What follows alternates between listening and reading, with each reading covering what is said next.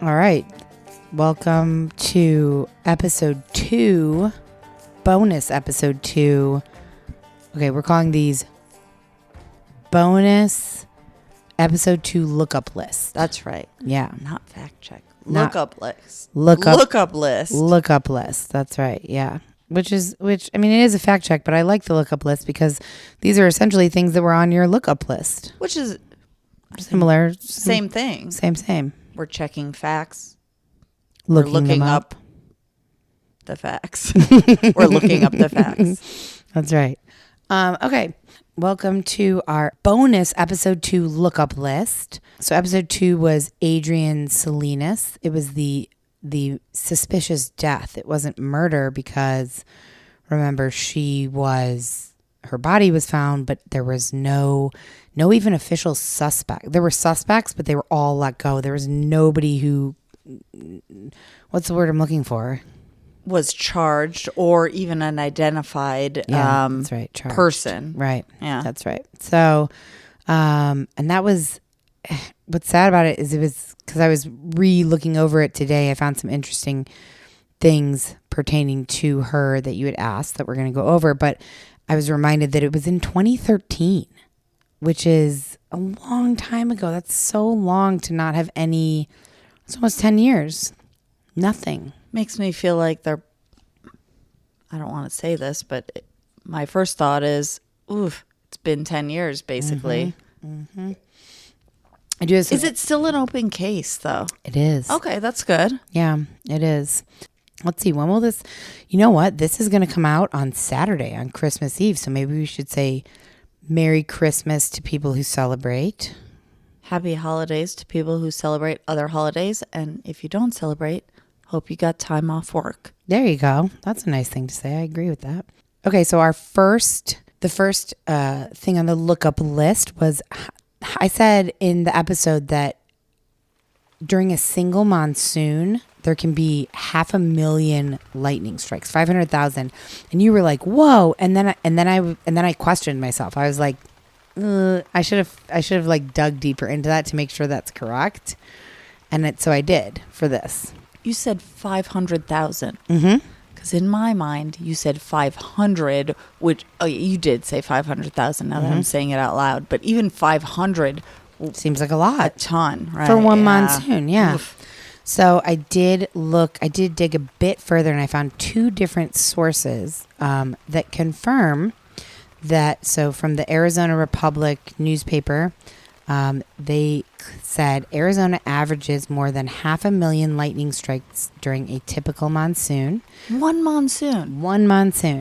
Right. And then NWS Phoenix. I didn't look up what NWS National Weather Service, I imagine. Oh, good. Thank you. Yep, that's probably it. Also said to just kind of back that up, the average number of lightning strikes for a monsoon is 421,000.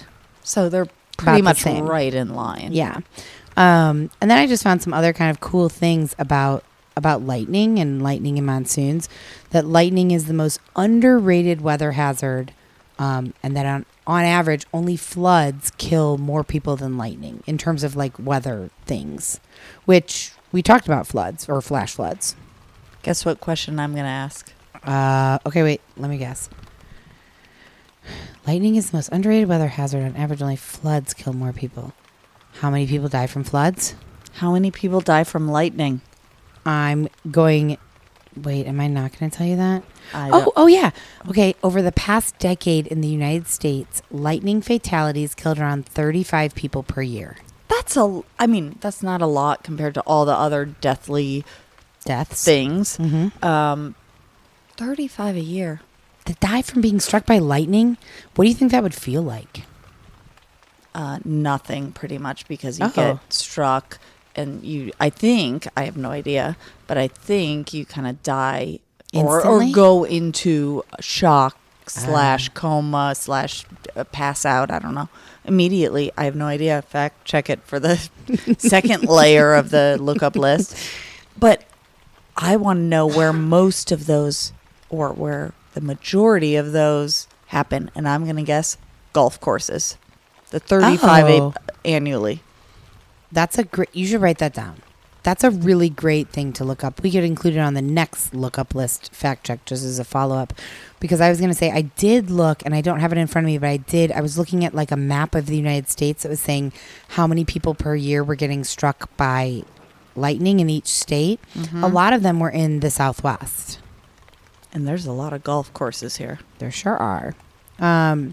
This was another interesting fact about lightning. The air near a lightning strike is heated to 50,000 degrees Fahrenheit, which is hotter than the surface of the sun. Whoa. That lets you know why people die. Well, there you go. That actually speaks to what my kind of thought or guess was, that I don't think it feels like much. You probably just like, I would imagine if you that's melt. Yeah, you just like disintegrate into dust. That sounds more like a superhero movie, but I feel like that kind of is what I picture. Well, no, I feel like I had a dream, a nightmare about this once that stuck with me. Have you ever had a nightmare as like a child that stuck with you till adulthood? I can still remember one. Yep, me too. I remember one or two, I guess. And I feel like you melt like wax. Ew. Real quick. There's a movie with Paris Hilton and Chad Michael Murray called The House of Wax or something. It's a horror movie. I've seen it. I have too. Weirdly. Not a good movie. Not great. Not great. Why did someone get hit by lightning? No, not by lightning, but people turn into wax or melt like wax or something like that, which is, my brain went there. It's going to make me think of Madame Tussauds, but we'll say that later. Don't go there. Okay. Okay, so, this was the one last thing that I thought was interesting. So, remember, if you can hear thunder, you are close enough to a storm to be struck by lightning, which I think I've heard that before. And then on this website, it also said, and this was a national weather website, I can't remember if it was Phoenix or just in general, but I thought this was funny. It said, get inside a house, large shelter, or an all-metal vehicle. And then in parentheses it said, not a convertible. Like, no shit. An all-metal vehicle to avoid lightning? Yeah, because it has rubber tires, I'm guessing. I guess, yeah, if that's your only option. Okay, right, okay, yeah. Yeah, a car is supposed to be a pretty safe place to be. Yeah, because the rubber tires are what seats it, I guess. But. Yeah. If a safe shelter is not available, find a low spot away from trees, fences, and poles. So like a ditch? A wash. In an open field? Oh, yeah, good point. Yeah. Sorry. I said it. I have one more interesting thing. I thought this was kind of cool. In monsoons that are generally in the Southwest, because the air is so dry, some thunderstorms produce rain that evaporates before it ever reaches the ground. That's kind of cool. Yeah, I guess I think about that. Like, also when it's quite chilly here and stormy, it can rain.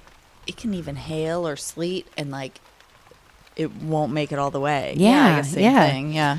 And so it says, in those storms, when they start to collapse, they produce winds that stir up big clouds of dust as they blow over the dry, undeveloped desert between Phoenix and Tucson, which leads to haboobs or dust storms, which is exactly the haboob we got caught in was when we were we were driving from Phoenix to Tucson. That's right. Yeah. So that is all right. That's our lightning fact check. Now this one I'm excited about. You thought you wouldn't find anything on this. I know, and I looked a lot, and I found a Reddit thread. So the question that Jenna had asked on episode 2 was, what are some of Adrienne's hobbies or what is her job? Now, I did not find out what her job was, but I did find out a little bit more about her hobbies and just some additional information from this Reddit thread. So first of all, this Reddit thread was just from 9 months ago, which is recent considering this murder was 10 years ago. And on Reddit, you don't know, no one knows who's posting the thread or starting the thread. No. But the person who posted the thread started it it was just kind of recapping the entire death and the whole case. And within that recap, it said, Adrienne was an aspiring journalist described by her father, Rick, as an intelligent, responsible, and motivated young woman who loves watching movies and reading. Adrienne had a tattoo of a sun on her neck just below her left ear, and she also wore a lip piercing with a clear stone. She was very close with her younger brother, and she had a longtime boyfriend, Francisco, who she met in 8th grade, which we knew. What does that mean, a clear stone lip piercing? So I pictured, and I have no idea, there can be all kinds of lip piercings, but I pictured down the middle lip piercing. And it's funny because I've seen a lot of pictures of her. I have not seen a lip piercing. I'm picturing like one of those like stud lip piercings, just like right here in the middle of her lip, kind of. Yeah, same kind of thing. Okay. Yeah. And so that's all I found about her hobbies. But then in this Reddit thread, I went through, there was 175 comments. I went through a lot of the comments, and at the top of the Reddit thread, this kind of gave me chills. It said, she vanished in the 14 minutes between her speaking with a cab driver and then failing to arrive at her requested pickup location. Ugh, we knew that, but the way that was phrased just I thought was really Did it shift your mind somewhere? No, but that's just, 14 minutes. In such a small period of time for her to just vanish. But what does that mean, she vanished? Okay, so it says at 5:07 a.m., 14 minutes after the initial call from the cab driver, her phone shut off. Okay, yep. Police stated Salinas disappeared while walking on Hardy Drive between 5th Street and University Drive in Tempe. A surveillance camera caught a woman resembling her walking near the corner of Hardy and University. She walked through an O'Reilly Auto Parts parking lot at 4:52 a.m. In the footage, she seemed to be being followed by a dark 4-door vehicle driving through the same lot approximately 2 minutes later, but that vehicle still remains unidentified. So they couldn't zoom in and see her, the person, the car's license. And they couldn't even confirm that it was her. It just resembled her. Well, wait. Okay, a surveillance camera caught a woman resembling Salinas walking near the corner. Mm-hmm. She walked through an O'Reilly Auto Parts. She seemed to be followed. Okay, what I want to know is, I understand they couldn't confirm that was her. Obviously, I'm sure you would have found this, but they could not confirm that the dark 4-door vehicle, they couldn't see the license plate or anything. No. In the episode, I know I talked about, first they thought it was Francisco, and then they didn't know. They thought maybe the cab driver, and then the final theory that I can't remember if we left this in the episode or not, was that she was in the same area as this man, Brian Patrick Miller, who was deemed the zombie killer, who had killed people, had decapitated women like 20 years prior. I think he's since been caught and convicted and is in prison, I believe. But that night, he was just suspected of that. Like, police had been looking at him, whatever, at that point in time. And that night, he was said to be within like a certain mile. I think I did talk about this on the episode. You talked about the zombie killer. Yeah. You did not say, I do not believe you said that specific thing of he was seen right in that area at that night. Well, he was apparently at a party or something about a mile away from her party. And then he also worked about a mile away from where her body was dumped. So now one user on this Reddit thread said this, and this is verbatim what they posted, and this is their theory, and I think it's kind of amazing. Terrible, but amazing. They said, I'm sorry, but it's way too coincidental that the victim was allegedly identified from her thorax, meaning her head was missing, which we knew, and Brian Patrick Miller decapitated a victim and was known to have pictures of decapitated women in his possession. And he was less than 5,000 feet from the convenience store on that night. Plus, he owned a dark-colored 4-door vehicle. I think he did it. Now, I don't know. I didn't find any evidence or anything that confirmed that he was less than 5,000 feet from that AM PM where she called the cab. I don't know. So this person might have information that we don't, obviously. If that is true, that is very coincidental. Or not coincidental. Or not coincidental, yes. Did you look up that AM PM on 5th and University? Yeah. Yeah, I've seen the surveillance footage of the cab pulling in. I mean, this is all right around ASU. Yeah, very close. Very close. Yeah, I can't help but... That's why I saved that one person's post, because that seems like I've said like 50,000 times in the past 5 minutes. Sorry. That seems incredibly feasible that he could have done it. But there's never been any proof. So, I mean, to this day, no one has been named an official suspect or charged with any involvement. There is a $20,000 reward still being offered to anyone who provides information about the person or persons responsible. And anyone with information about this case should contact the FBI at 1-800-CALL-FBI or the Tempe, Arizona Police Department at 480-350-8311. And we'll include that in the show notes on this episode. So the next thing on the lookup list was, kind of the stats on when you go missing or get killed. What are the statistics regarding how often it's someone you know versus someone, a stranger versus a stranger? I imagine it's leaning towards someone you know. Right. Like way a lot. So I found a few different statistics on this. One has to do with, first I looked up like missing, like when people disappear. And honestly, it's funny. I typed this in so many different ways to Google. And every time I typed in abductions or missing or disappearing people, things like that. Like I tried to phrase it a bunch of ways. Nothing came up about adults. The only things that came up were about kids, which is so sad. Like kidnapping, abduction. Yeah, stuff? children kidnappings, like not adults. So there are approximately 1,435 child kidnappings each year.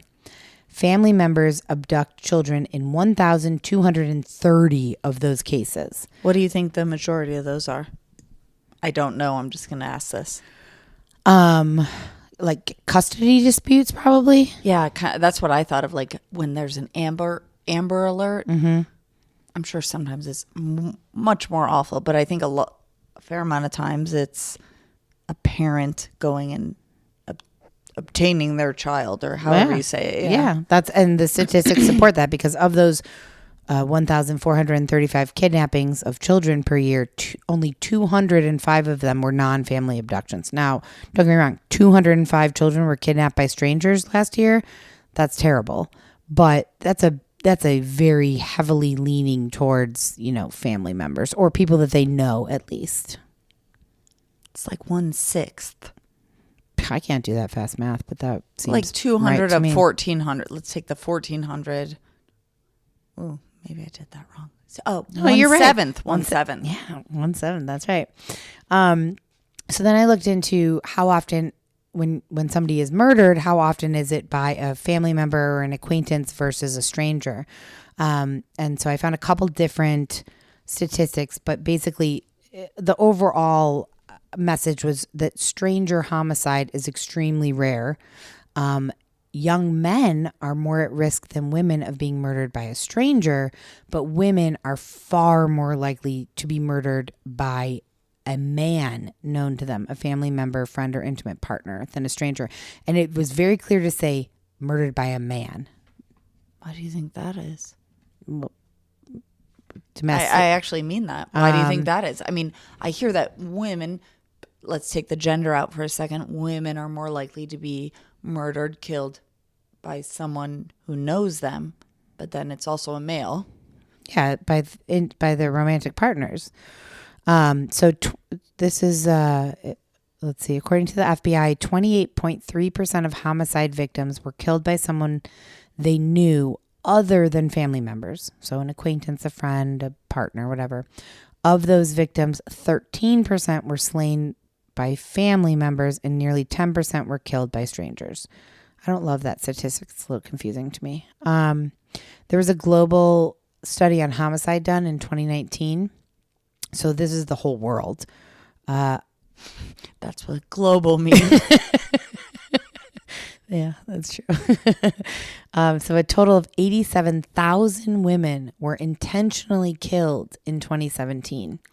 More than half of them, 58%, were killed by an intimate partner or other family member, meaning that 137 women across the world are killed by a member of their own family every day. Ugh. Every day in 2017. But still, yes, that's a general statistic that stands up. It doesn't matter whether it's 99 a day or 150. Yeah, it's somewhere in there. That's the mean. It's a lot. More than a third of the women intentionally killed in 2017 were killed by their current or former intimate partner, someone they would normally expect to trust. Although women and girls account for a far smaller share of total homicides than men, they bear by far the greatest burden of intimate partner or family-related homicides. So even though more men are killed intentionally a year, those are much more often done by strangers. The women who are killed every year, it's not always, but it is the majority. It is by an intimate partner or a family member or someone they know. Feels like you're kind of driving home the point that women are killed mostly by men that they know. Yeah, I am, because okay. And so and this is the last statistic I have, and then I'm gonna share a personal thing. California stats from the Violence Policy Center said that in 2018, so this is just California, 192 females were killed by males in the state, and 88% of the victims knew their killer. 68% of the victims were killed by an intimate partner. Who do you think the other 20% were? A father, because they're males, right? A father, a grandfather, a best friend that's a male, a son, brother. I guess any kind of male connection. Yeah. Wow. I knew their killer. Yeah. A coworker. This also doesn't shock me. And also it makes me think maybe it means men are reactive. Also, maybe it means men have more access to deadly weapons. Also, maybe it means men, and this is not overall, I don't think this, but have a tendency to violence more? Well, no, maybe, but the average, I was going to say, is men tend to, which I don't actually think is true, but physically might be stronger than women. Oh, I think sometimes. Yeah, I think a lot of times. Yeah. So this reminds me of an argument that I had with my ex-husband repeatedly. And that was that we argued I don't know. It started as a discussion, not an argument, obviously. It started as a conversation, talking about that women, when you hear about rape, women are more often the victims of rape, and they're the victims of rape by men. And he argued with me, absolutely not. Men are raped just as much, if not more, than women. And his argument was, I forgot about this. Yeah, his argument was, and he would argue it like to the end of time, like he would not let it go. Was he only looking up the statistics of people that are incarcerated? Well, that's what I was going to say. So I'm not saying male individuals are not raped. I'm saying, you said he thought it was he thought it was more. He thought that men were raped more often than women.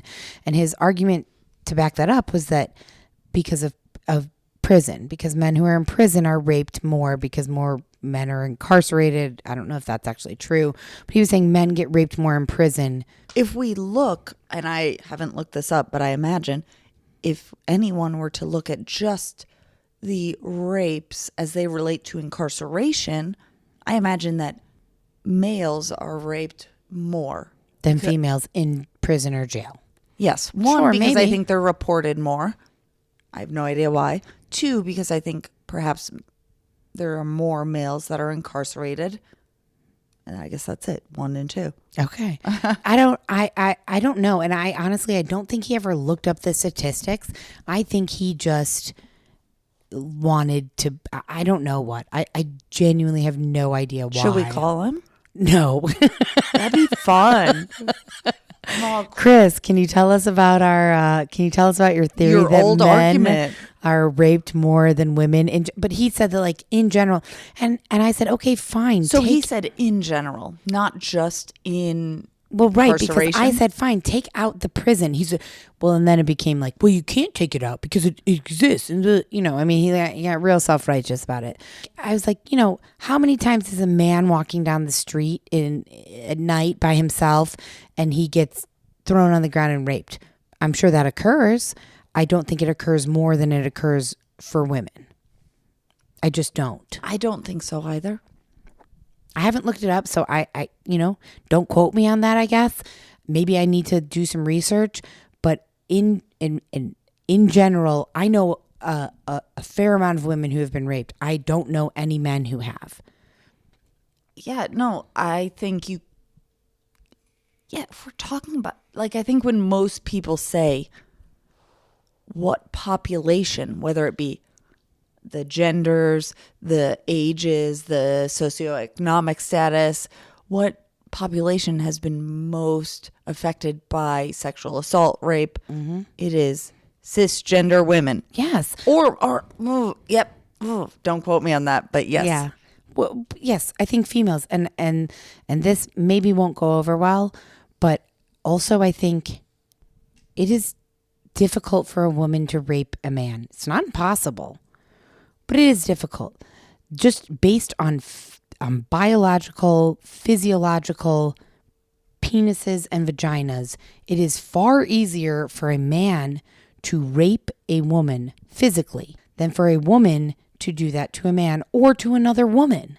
I know there are other appendages and things that can be used. I understand that there are many varying levels of this, but in general, it just seems like this is a terrible conversation, I know.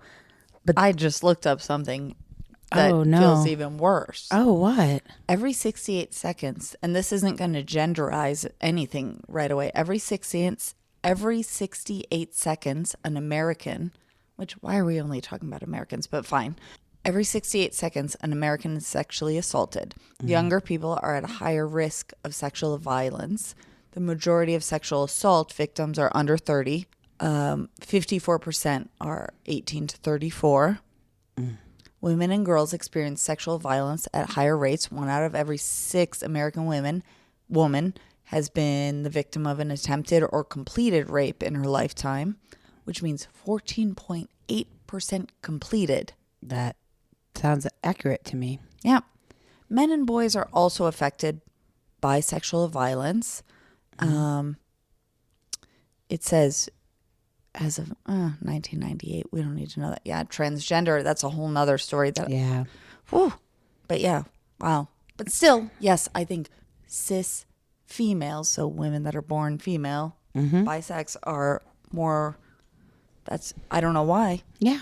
Except for what you said also. Yeah, I think physically, I think there's probably a ton of reasons, but in my head, without having done a ton of research into this, physically, I think it just is. And I'm going to not complete that because there's a whole road that I could go down with this. So maybe we'll leave it there and move on to like a much, much lighter topic of valley fever. Merry Christmas and happy holidays. That's right. This is coming out on Christmas Eve. What a terrible Christmas Eve episode. Well, but I mean, it is an interesting conversation. It's honestly a conversation that I would love. Reality. Yeah, it is a very sad reality. Yes. Which is much of reality. Except for true. Christmas. I'm just kidding. Christmas can sometimes be a sad reality. Well, that's what I'm saying. Maybe some people might find this not comforting, but like, okay, not everyone finds like the holidays amazing. You have to talk about like Santa. Yeah, no, Charlie Brown Christmas. Yeah, no, I think that the holidays can be very lonely sometimes for many people. So maybe this conversation on rape and valley fever makes you feel better. Yeah, it'll be a welcome distraction. So valley fever we talked about because your face is saying. I'm sorry. I'm looking at the word, the official word of valley fever. Yeah, I'm going to try and say it. So cool. Valley fever is also, we talked about this in the episode because Adrienne had valley fever and had to have lung surgery several months before she was killed. So valley fever, which is also called coccidioidomycosis. That sounds good. Oh, mycosis. That's what lets me know there's a fungal aspect to it. Why? Mycology is fungal. Oh, I didn't know that. But you knew that there's a fungal aspect to valley Yes, fever. Yeah, I did. Okay. Yeah. So we talked about it, and Jenna had said in the episode that it is a fungal infection, but just to give a little bit more context to it, so it's an infection caused by the fungus Coccidioides. Coccidioides. I don't know how to say that. It's caused by a fungus. So valley fever is caused by a fungus known to live in the soil in the southwestern United States and parts of Mexico and Central and South America. The fungus was also recently found in south central Washington. So how you get valley fever is by inhaling these fungal spores that are in the air. And in extremely rare cases, you can get the infection from another source, such as an organ transplant if the organ donor had valley fever, or from inhaling spores from a wound infected with the fungus, which sounds disgusting. Who's inhaling a wound? Well, no one... Oh, inhaling spores from a wound. Well, right. Maybe... I don't know if you and I were out camping and you had valley fever, let's say, but no one knew, and then you got bit by a rattlesnake. And I had to, not that I would do that, sorry, but suck, they say like kind of suck the venom out. Yeah, you're never supposed to do that. Oh, you're not? Okay, Mm-mm. That was a movie. Well, okay, so if I just sniffed your wound? Yeah, that's what I'm saying. Who's sniffing? Like if you cut yourself, but you know what? Let's say this. Here's another scenario. We're out in the desert camping and you cut your leg open by accident with a knife, and I'm wrapping it and you have valley fever, and I'm wrapping it for you. I'm very close to it, and I'm breathing. Sure. Maybe I happen to breathe in. I don't know if that's Which what I guess means. is the same as anyone who's digging around, any dog who's digging around a backyard where there might be this fungus in the backyard. That's how they contract it. Right. So most people who have valley fever will make a full recovery. A small percentage of people develop long-term lung infections that can take several years to get better. In very rare severe cases, the nervous system can be affected and there can be long-term damage, but it's very rare. I thought this was interesting. I found a website where it was like questions about valley fever. It said, is valley fever contagious? And the answer is no. The fungus that causes valley fever can't spread from the lungs between people or between people and animals, which is pertinent because your dog had it or has it. Has it. And that's what I was waiting for. I think I knew, or I assumed, I didn't know factually, that humans can't contract it from another species such as a dog. Right. And I get, yes, people can get it, but at least here in Arizona, it is hugely way more common for dogs to get it. Sure. Well, honestly, I'm surprised that. So Jenna's dog Pilot has had it and has it. Has it? Yeah, and so I'm very surprised, and I don't know that my dog Henry, as of now, doesn't, because he loves digging in the dirt. Oh, he's laying right here. We're talking about you, Henben. And so when I was reading about this, I was like, well, how do you not get it? Because it's in the dirt, and if there's a dust storm or if it's very dusty one day, how do you not breathe? You can't not breathe. What am I going to walk around with a mask all the time? I mean, during COVID, yes, well, I guess that's so. what your thing says right here. Yeah, it said the best way to reduce the risk is to avoid breathing in dirt or dust. Keep your doors closed. Keep your air conditioning, your heat on.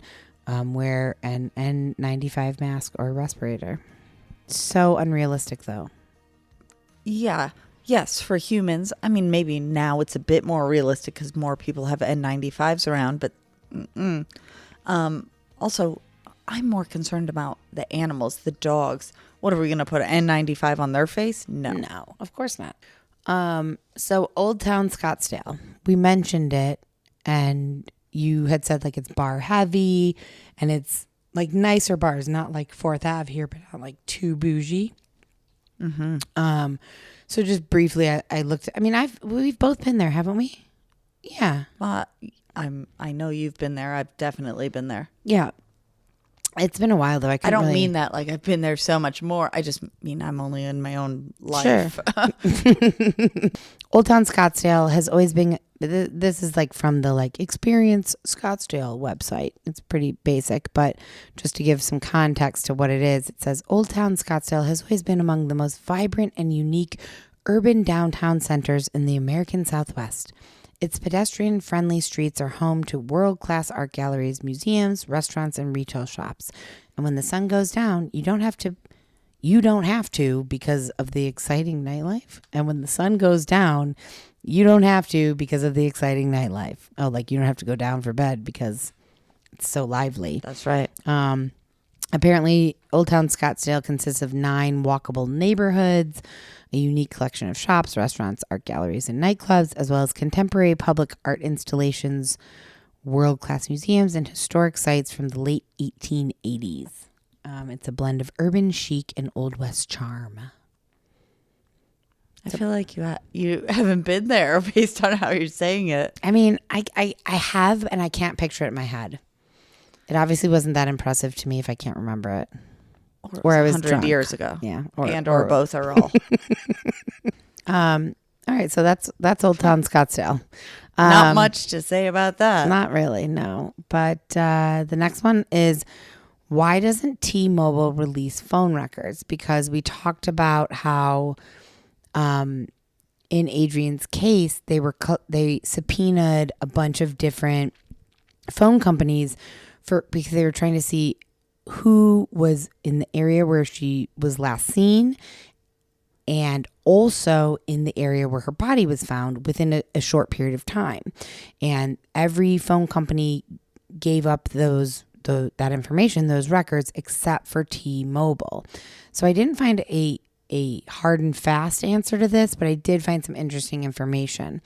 T-Mobile is the 3rd largest cell giant in the U.S. So in 2018, T-Mobile received 459,989 requests for, subpoenas, court orders, just cell phone information.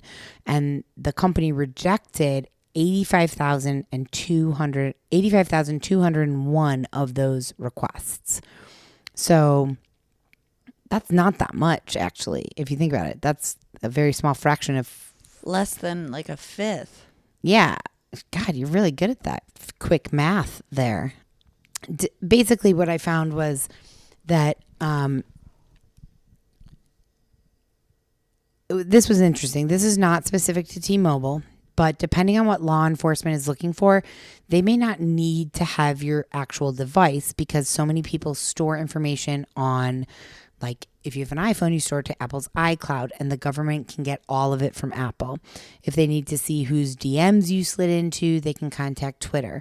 As long as they go through the proper and established legal channels, police can get their hands on pretty much anything that you've stored outside of your actual physical device. So anything in the cloud, Dropbox, iCloud, whatever. And even if you don't store it in the cloud, it doesn't matter.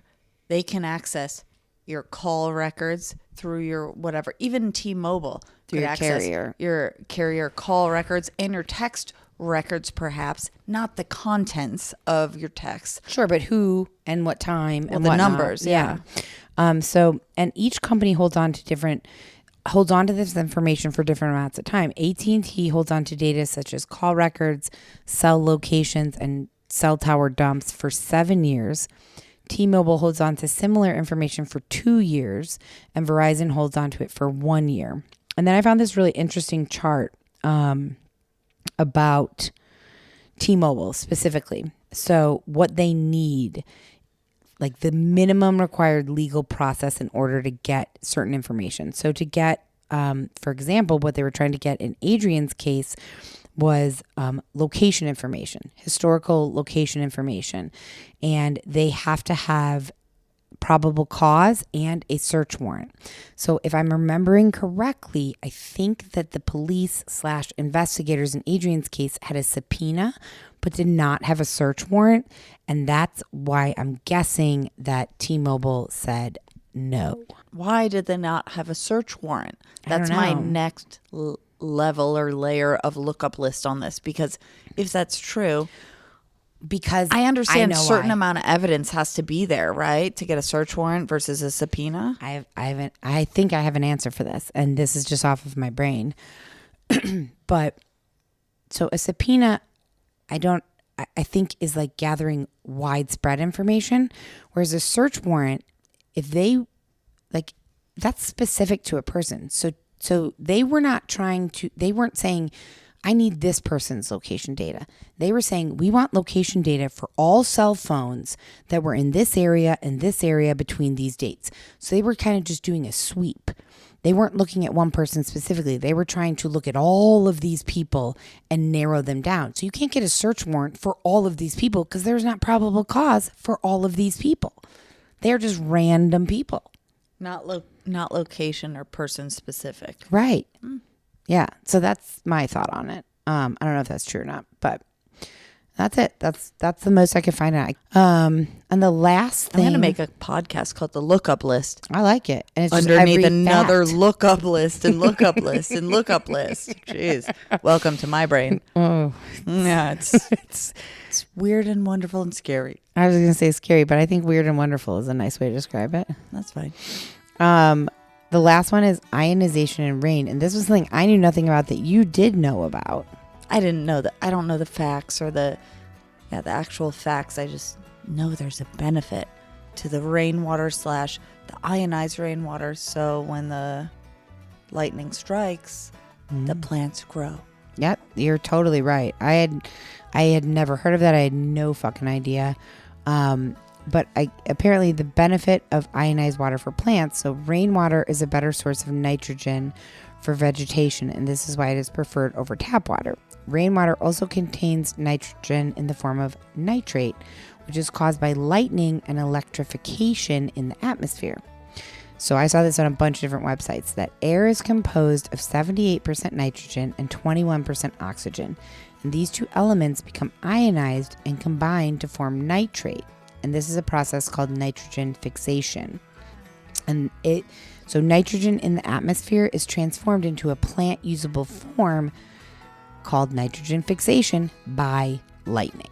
So what you said is 100% correct, is that lightning, it does something to the nitrogen in the atmosphere and ionizes. And then that rainwater becomes even better for the plants, because ionized water is good for plants. Apparently it oxygenates and balances the pH of the soil. What I want to know, and I know from my own plant growing or garden, which is minimal in this deep hard desert, but you grow a lot of plants too. Yes, but if I lived in the Pacific Northwest or somewhere different, I could grow phenomenal, so could Michael grow phenomenal plants. But even in this harsh desert, I see the benefits of putting rainwater, which is what sparked talking about it. I don't know the scientific facts, but you just filled me in. Yeah. I just lost my train of thought. Do you capture rainwater? Of course. And you water your plants with it? Of course, anytime we can. Yes. Oh, yes. Oh, yes. Oh, wow. Oh! Okay. You got your thought back. This is not a factual thought, but it's also when whoever is catching rainwater, when it's raining. I'll go out there and stand in the rain. I did read that. I don't have it in my notes. Fuck, I wish I did. But that I read this article that was everyone's heard the theory of go dance in the rain, go play in the rain. It's good for you. But I don't think a lot of people know why. I certainly didn't. And that's why, is that it's good for you. I wish I could remember exactly why, but I'd imagine it has to do with this.